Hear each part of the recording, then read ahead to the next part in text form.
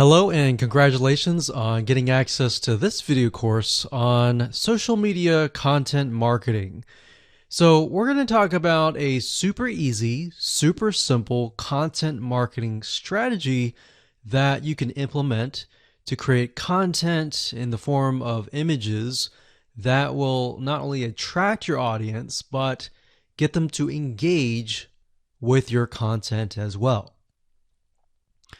So let's go ahead and dive in. So this is the introduction to simple social content. Now, before we jump in, I want to talk briefly about mindset because I want to make sure that you're in the right mindset before we get started. You see, there are all sorts of content marketing out there, but the goal here is to keep it simple with captivating images and a short but powerful message. And I'm going to show you what I mean in just a second. So in other words, we're going to keep it short and simple. The second goal is to mimic, not necessarily copy or plagiarize what's out there, but to mimic what works. So we're going to take a look at content out there that is getting high engagement and how you can kind of replicate it as well.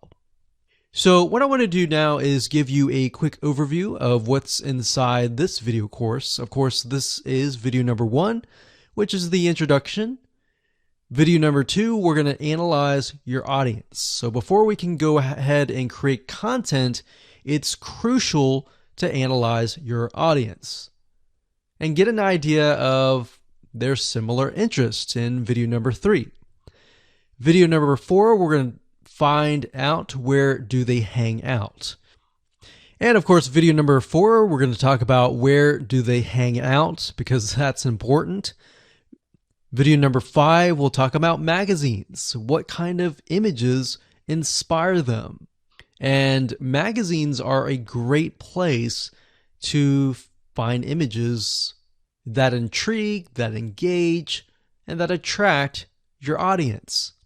And video number 6, we're going to talk about powerful words that you can use in your images.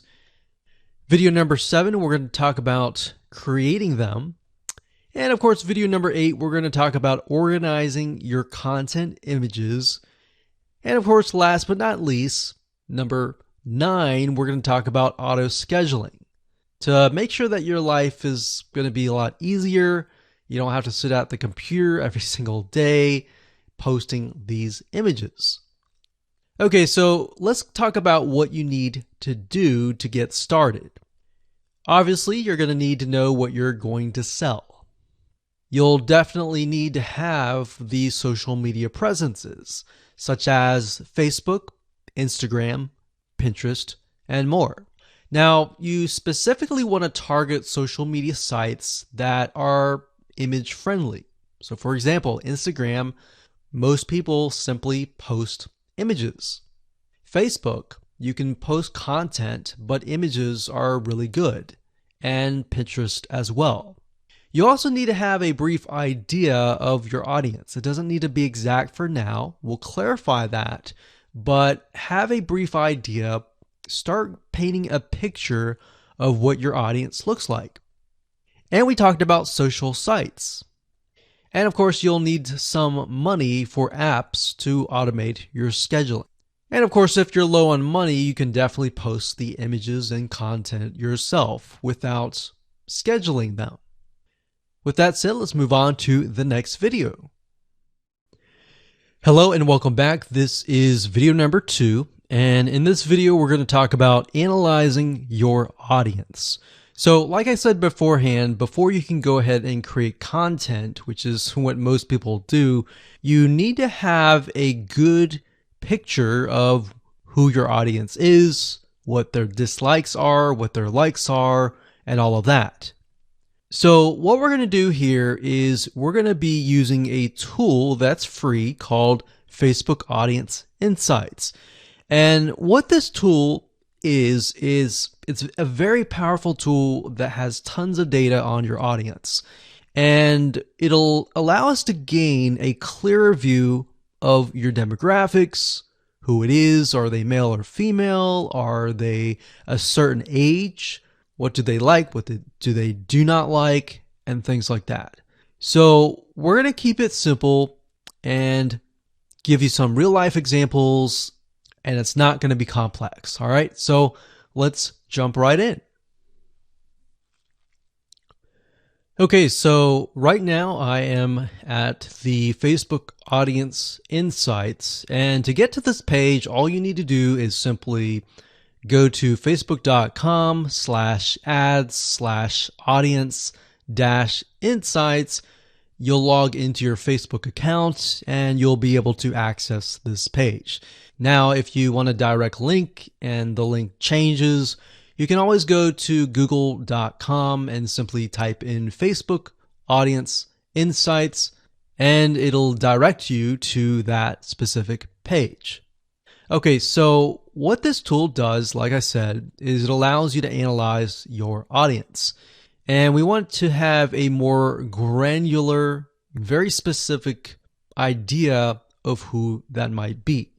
Now, when you start this up, you're going to see it says choose an audience to start. You can do everyone on Facebook, which is what we're going to do, or you can have the option of people who are connected to your page.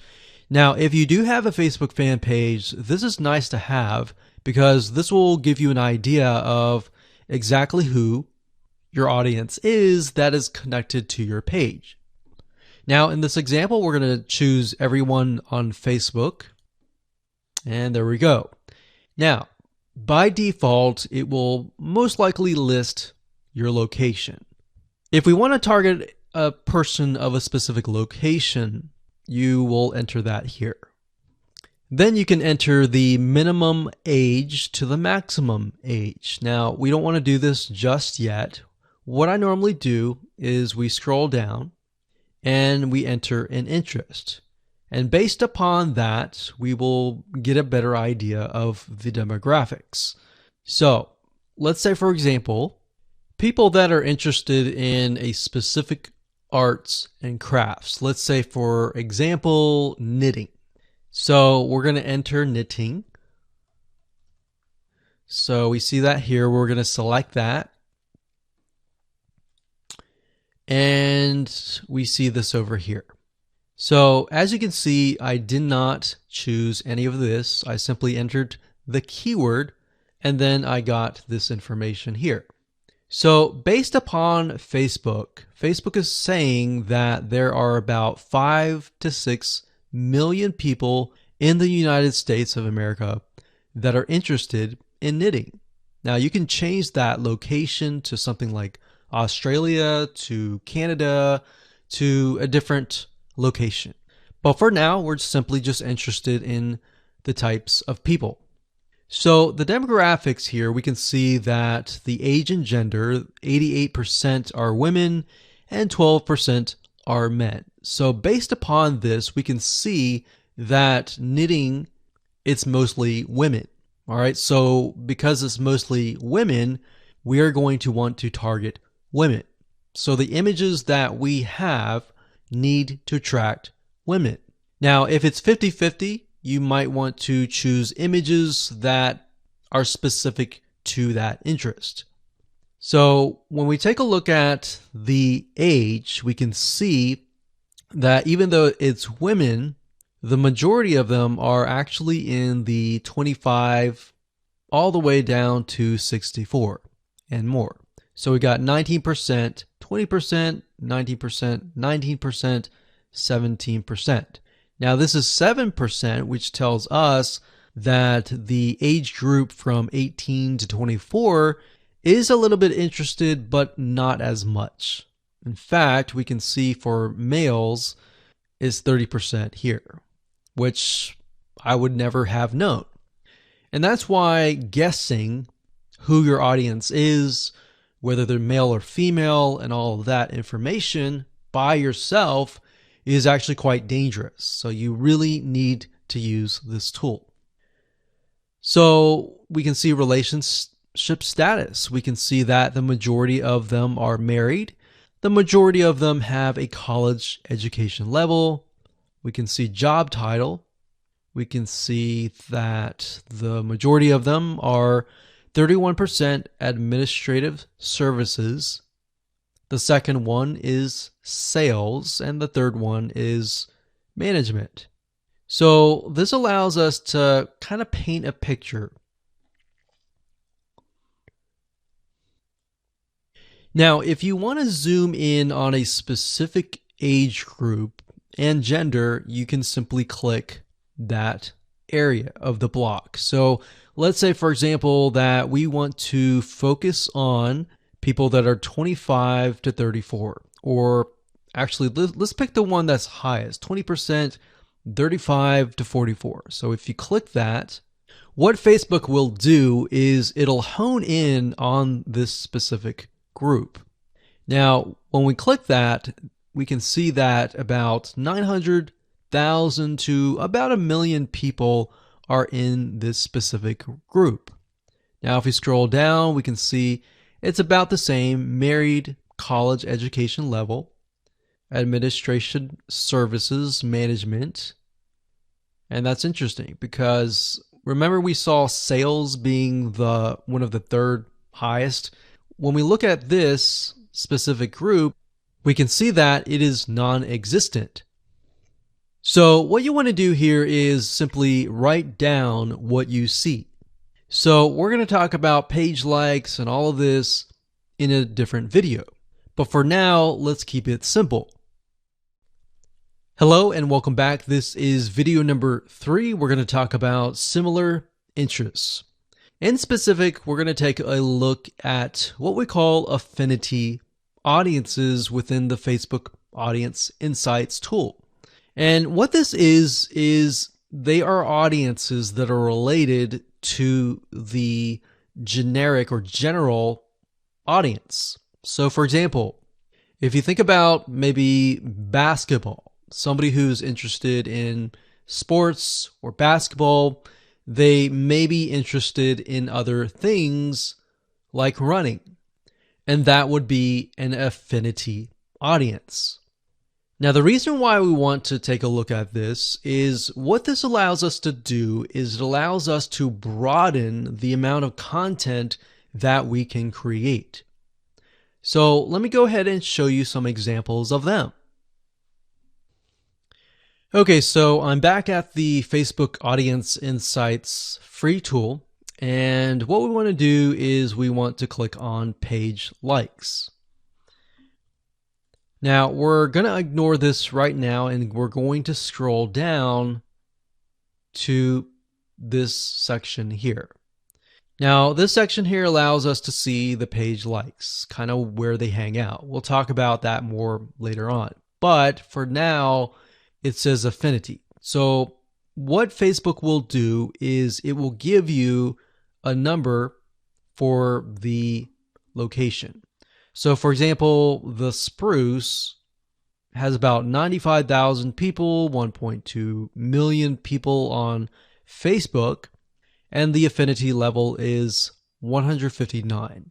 So what that means is the Spruce is very, very closely related in terms of the people in that audience. And it also tells you what your audience is potentially interested in. So they might be interested in boutiques, Scholastic Parents, Joann Fabric and Craft Stores. This is an actual local brick and mortar store that sells fabric. That makes sense because they're into knitting. And these might be actual stores. So Pink Coconut Boutique, the Modern Vintage Boutique, and more. So Blueprint is actually an online course site. So they're probably going there to learn about knitting. But we can get an idea of how closely related it really is. And based upon that, we can broaden our content. Hello and welcome to video number 4. We're going to talk about where do they hang out. Now, you had a brief idea by looking at the page likes, but what we want to do is we want to dig further. and take a look at how people are engaging with different pages that are similar affinities. So what we're going to do is we're going to go to these pages, we're going to review the content, the images, what people are reacting to, and how they are commenting. All right, so let's go ahead and do that right now. Okay, so we're back to the Facebook Audience Insights, and what you want to do is simply go back to the page likes page, and what we want to do is look at the top categories. Now, what Facebook has done here is it gives you an idea of all the things that the audience is interested in. So, for example, what media or news company do they listen to or look at? What are they interested in terms of publishers? It says boutique stores. What do they go to in terms of shopping? What do they eat? What do they drink? What education websites do they go to learn something about knitting, maybe? Where do they go for games and toys? What websites do they visit? So now, these may not necessarily be related to knitting, but it will give us an idea of where they go to hang out. So we can see that these people like recipes. So we see recipes, we see that they like to save money in terms of coupons. Crockpot Girl is a website for someone who's interested in quick, simple, easy meals with a crock pot. And Scary Mommy is a blog for mothers. So this gives us an idea of the different categories that they're interested in. So what I would recommend that you go ahead and do is simply open up a few of these that stand out to you and go to those pages. Okay, so we clicked on The Spruce, which is a Facebook fan page, and we can see that it has a website, but it also has a bunch of images and videos and content that we can take a look at. So what I would recommend that you do is take a look at the images that stand out. So we can see gardening, we can see some videos, so we can see that The Spruce, there's a lot of things about animals. There's a lot of things about different types of recipes. So what you're looking for is patterns, essentially, in the form of images. So when you create your content, you could create content with images like this. And it doesn't necessarily have to be related to knitting. What we're simply trying to do is engage the audience. So if you were to have a Facebook fan page about knitting, you could simply also have images of dogs, images of gardening or recipes, and other things, simply to engage your audience, because it's what they're interested in. So if we continue to scroll down, we can click on photos or videos. I like to click on photos. So we can see quotes, lots of quotes, and that's one of the pieces of content that we will be creating later down the road. So we're just simply scrolling through and taking a look at the images. Hello and welcome to video number 5. We're going to talk about magazines and what kind of images inspire your audience. Now, the reason why we're going to be using magazines is because this form of content marketing uses a lot of images. And magazines are a great resource of figuring out what actually works.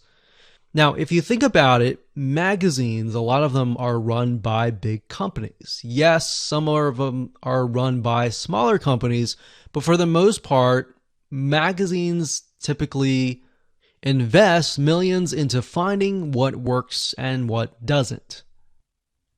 So let's go ahead and give you some examples. Okay, so finding magazines are actually very easy to do. All you have to do is simply go to google.com, type in the keyword and then space magazines. So in this case, we're going to stick with knitting. So we got knitting magazines. And as you can see, there are all sorts of knitting magazines here. Now, what we're trying to look for here are patterns, similar things. So we can see the age group of these, which is actually very interesting to me because I would think people who are interested in knitting may be older. But this actually shows me that I am wrong. So what we want to do here is we want to go to these pages and just open these up like this.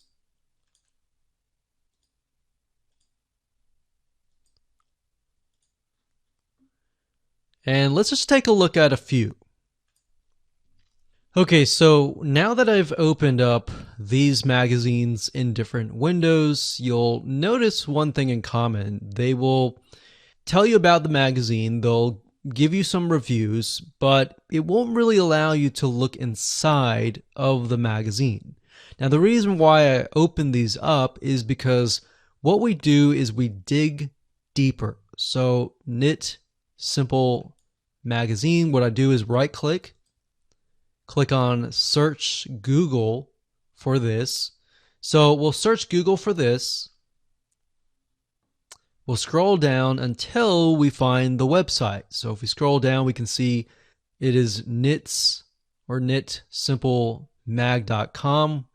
We're going to go to this page, and here we are. So when we're at the actual website, they are going to show you even more images inside of the magazine. So that's kind of a hack and different way to dig a little bit deeper. So we can see that it's very colorful in terms of images. They use a lot of blues. I've noticed that with the Spruce website, and then of course this one here. And what we're looking for is a pattern. So they use a lot of pinks, a lot of blues, a lot of yellows.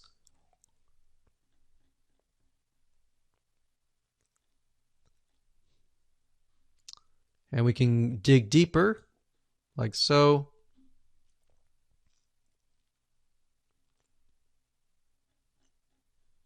So what you want to do is simply look through this and get a better idea of the different images, the different colors that stand out. All right, so I'm going to close this down. I'm going to go to the next one. This one is Interweave Knits Magazine. I'm going to do the same exact thing. We're going to right click, do a search on Google, and see if they have a website. And this one looks similar. So we're going to go over here. So it looks like they are covering a wide variety of different topics, but this one here gives us an idea of the coloring, the patterns, even the demographics. So we see this lady here. She looks like she can't really tell if she's at the beach or something. But you want to look at the backgrounds and get an idea of, okay, this looks like a garden. Let's use a garden graphic and all that. So location is key. Demographic is key. And colors are key. So what you want to do here is just simply go through magazines. Like I said, jot down colors, jot down patterns that stand out. And once we have that information, we can move on to the next step. Hello and welcome to video number 6. Let's talk about powerful words, because the combination between images and powerful words equals great content. It's simplified content, but it's enough to get your audience engaged. So images with motivational quotes are important. In fact, if you watched the videos beforehand where we, looked at images that were part of related pages, you would have noticed that a lot of the images that were getting engagement had a lot of motivational quotes. So this is the simplified content that you can create really, really fast that will get engagement. So we're going to show you how to find quotes that are appealing to your audience. We're going to show you how to find images and more. Okay, so we're going to keep with the topic of knitting simply because we utilized that as an example in the previous videos. But what you need to do is simply go to google.com and do a search for these terms. So when you type in funny and then you put in the keyword or the niche, then it'll drop down and it'll tell you things like funny knitting memes, quotes, pictures, video sayings, GIFs, patterns, t-shirts, and more. Now, you have to get in the frame of mind of, okay, the people that are visiting your fan page, your Instagram, are they looking for funny? Are they looking for serious? What are they looking for?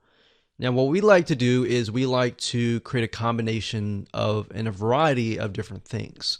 We like funny, we like serious, we like different emotions. But if your audience is really serious, you might want to stick with just motivational quotes and things like that. But simply go to Google and you can do funny knitting memes. And memes are simply images with some funny text on it, as you can see here. And a lot of times you'll see things like 324, 146 best knitting memes. So that will give you some ideas on different content pieces that you can create. Now, obviously, as I said earlier, do not plagiarize, do not copy it as it is exact, but you can always rewrite it in your own words. You can always use similar images and things like that. Another keyword term that we would recommend that you use is motivational quotes, or even quotes space the keyword of your niche. So as you can see, motivational quotes, knitting, we can see other variety of search terms here. But if you scroll down, you'll see other things like this: 167 best knitting quote images, 25 best motivational knitting quotes, and all this. So what you're trying to do is simply, for now, get an idea of the images, and again, look for patterns. So are you seeing a similar color being used or a similar word being used? Things like that will stand out and will enable you to create content pieces in the form of images that are really engaging. All right, so for example, let's go ahead and we'll just open this one up here. And Pinterest is actually a great place to go to find a variety of quotes, words, and things like that. A lot of times you'll find people who create specific boards and they'll pin them and they'll have a huge list of quotes and words that you can use. So as you go through here, like I said, don't copy it, but get an idea. And what I recommend is, again, just like what we did with Facebook pages, look for images that are getting high engagement, meaning high pins and all that. And look for content pieces that have less words. Actually, the less words, the better. So that's one way of going about doing this. And that's it. So that's as simple as it gets. All right. So now let's move on to the next video. Hello and welcome back. This is video number 7. And we're going to talk about creating these simple pieces of content. Now, I'm going to show you different tools that you can use to create these pieces of content. Some of them range from using a site called GetStencil, Canva, and more. I'm going to show you how to use GetStencil in just a minute. Okay, so the first site is getstencil.com. So it's stencil, but it's getstencil.com. I like to use this site primarily because it really is created for social media engagement. So all the images, all the templates that they give you are primarily focused on social media. Now, there are other sites like canva.com, so that's canva.com. This site will allow you to create other social media images as well, but it goes beyond that. It allows you to create things like e-covers and all of that. So that's why I really like to focus on GetStencil. Now, it does cost some money, but you can start out for free. You can create, I believe, a few images. I think it's 10. So if we click on pricing, as you can see, the free version allows you to create up to 7 images per month. What I recommend is go with the free version first, utilize it first. If you like it, then upgrade. All right. So what GetStencil allows you to do is it allows you to get access to tons of images and tons of motivational quotes. So that's why I like it, because you can find quotes that are built in. Now, even though maybe you're focusing on knitting, scuba diving, or whatever niche that you're in, you can utilize the quotes that in the words that we talked about in the previous video. But if you are aware of the audience and they're all women, maybe they're all men, you can use generic motivational quotes that are built in to GetStencil. So to give you an idea of how to go about doing that, let me go ahead and log into my account and show you around. Okay, so I went ahead and logged into my GetStencil account, and this is what we see. So when you have the free account, you will still see all of the images, but the images that you don't have access to will have a lock. All right, so that will tell you that you'll need to upgrade. But for the most part, I would say start with the free version so that you can get a hang of it. So what I recommend that you do is do a search for photos that appeal to your audience. Now, the reason why we did the audience research and looked at the affinity audiences and all of that was to gain a broader spectrum. So not only are we looking for a specific niche, but we're looking for images that appeal to that person. So if we know that our niche is filled with all women, we may want to stick with images that appeal to women. So for example, animals, beauty and fashion, and maybe love, maybe nature, maybe people, maybe textures. So you see what I'm saying here? We are really not focusing specifically on the niche, but we're really focusing on the person. All right. So let's say we want to use a generic motivational quote for that audience. This is how super and fast and easy it is. So let's say, for example, we want to use this one here. So all you have to do is simply click it. It gets in the background and you can enter text. So you can double click this and enter any text you want based on the content and the powerful words that you have researched.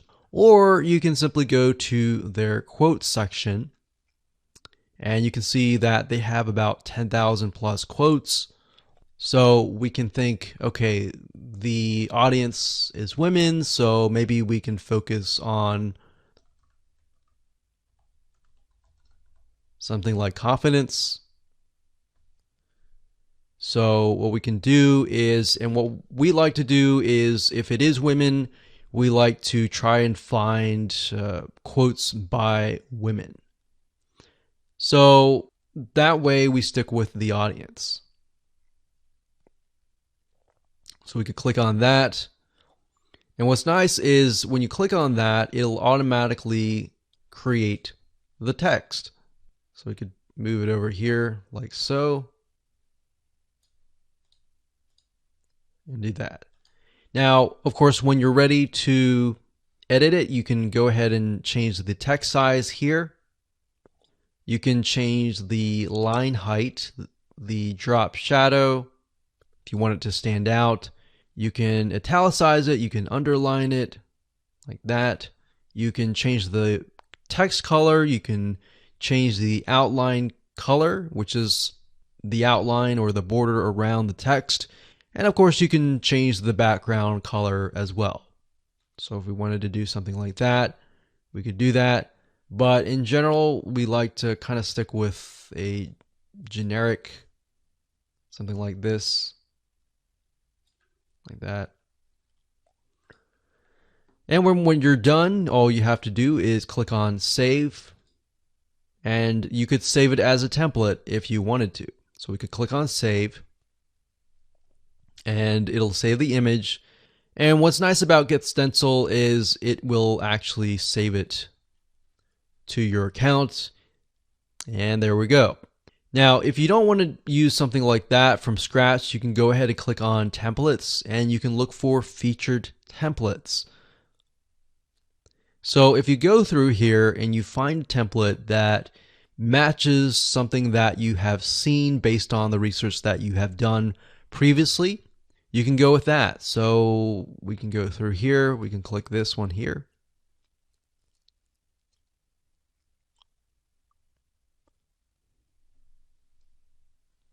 And there we go. So we see an image here and then we see text. So if that's the format that you like, then stick with that. Now, what I recommend that you do with all of your images to try to keep things uniform and consistent is to stick with one template. That way, as people get to know you better and they follow you and they engage with you, that format will embed into their minds, and whenever they see that format, they will think of you. All right, so psychologically, that is what happens.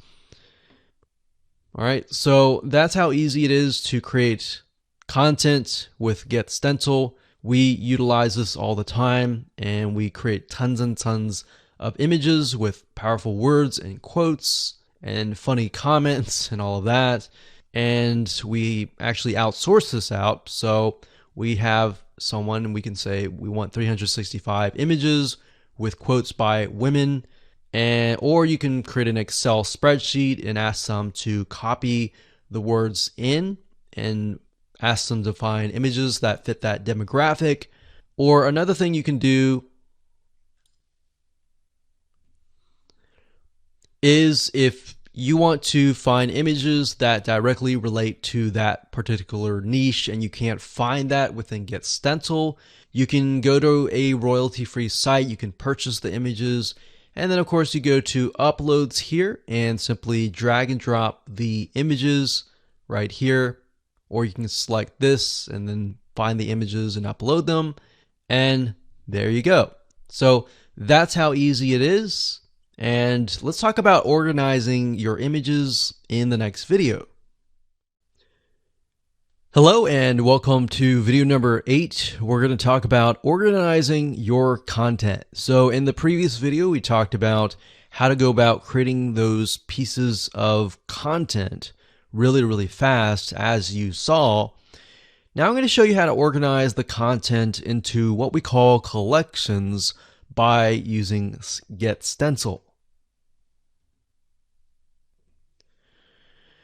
Okay, so what I like about GetStencil is it allows you to organize all of your content that you've created into what we call collections. And you can think of that as sort of like a folder. So what you need to do is simply go to the Saved Images section. And up at the top here, you want to click this link here, click on Collections, and then of course create collection. So you can create a collection, you can name it, click create collection, and that's it. So you will notice that I have about 192 images that are specific to women. and about 1 to mint. Now, in order to add an image to the collection, all you have to do is highlight the image. So for example, this image is not part of a collection. So all we have to do is simply click this here and then click collection and then add that to that collection. So in this case, we'll select this and it adds it straight away to this section. So now that you understand how to organize the content, we're going to talk about auto scheduling in the next video. But before we do that, I want to show you how to sort of manually post to social media sites inside of GetStencil. So what you can do is you can go to your account here. You can go to settings and then you can connect your account to Facebook and other social media sites that are within GetStencil. Once you have done that, you can simply select the image that you want to post. Let's say this one here. We can click share. And as you can see, you can post it manually to Facebook, to Twitter, to Pinterest, to all these other social media sites. But in order to do that, you have to connect to your accounts. So connect to Twitter, connect to all these other social media sites. So all you need to do is simply find the social media site that you want, find the image, click share, and it'll automatically post that to that particular social media site. And that's it. So now that you know how to do things manually and you know how to organize things, let's talk about auto scheduling in the next video. Hello and welcome to video number 9. We're going to talk about auto scheduling your content. Now, here's why you want to auto schedule your content. As you begin to create more and more content, a lot of times you can create just using this method of simplified images with motivational quotes or words. You can create content at a very, very fast rate. And you could either do it yourself or you could hire somebody and tell them, hey, I want you to go ahead and create maybe 365 days worth of content and pay them a couple $100, but then you're left with so many pieces of content that you need to auto schedule. So as you can imagine, auto scheduling is important to make your life a lot easier, but it's not just that. As you are aware of social media sites like Pinterest, like Facebook, Instagram, and more, these sites like to see you publish daily or on a consistent basis. And not just that, as you can imagine, your audience that comes to follow you, they're looking to hear from you on a day-to-day basis. So what ends up happening is it's a win-win situation. You're winning by saving a lot of time on your end, and in addition to that, you are also giving your audience content, increasing your engagement, and thereby the social media sites will see that and their algorithm will kick in and get you better rankings. So what kind of tools can you use? Well, let's talk about that right now. Okay, so over the years, we have tested many different social media management tools, and we've really come down to these few tools. Now, bear in mind that different social media management tools will oftentimes specialize in different social media sites. Some will have some will have others, and some will not have others. So just keep that in mind there. Hootsuite.com is one of the really good platforms for not only social media management, but for bulk auto posting. In fact, you can use their what we call bulk composer to create a CSV file of all the content and all the posts that you want to create. You simply upload that to Hootsuite and it'll auto post to your social media sites. In fact, if you want to take a look at it closer, if you go to Hootsuite.com and under Platform, you go to Scheduling. And if you click on that, you'll be sent to this page. And as you can see, it says automatically schedule posts, and you can keep that active. So you can upload and schedule hundreds of messages at once. And this is really nice to have access to. Now, one note that I want to make before I talk about the other tools is that whenever you do auto scheduling, don't base it upon your own time zone. You really want to kind of analyze your audience and analyze the people that are following you and get a good gauge of where they might be located. Now, that might be hard because some people are located everywhere, but you want to get a generic or general idea of where most people are located. So if you can hit that sweet spot where most people are up and awake and then auto schedule it to release at that moment, you're most likely going to get more engagement. So that's a little bit of a strategy that we use, and that has worked really well. So just keep that in mind when you do any type of auto scheduling or even manually posting, is to figure out when people are highly engaged and what time zone that might be. So the next tool is going to be mavsocial.com. That's MAV social.com. So this is a really good tool that allows you to auto schedule your content. So if we scroll down about 1/4 of the page, you can see here it says easily schedule and automate your posts.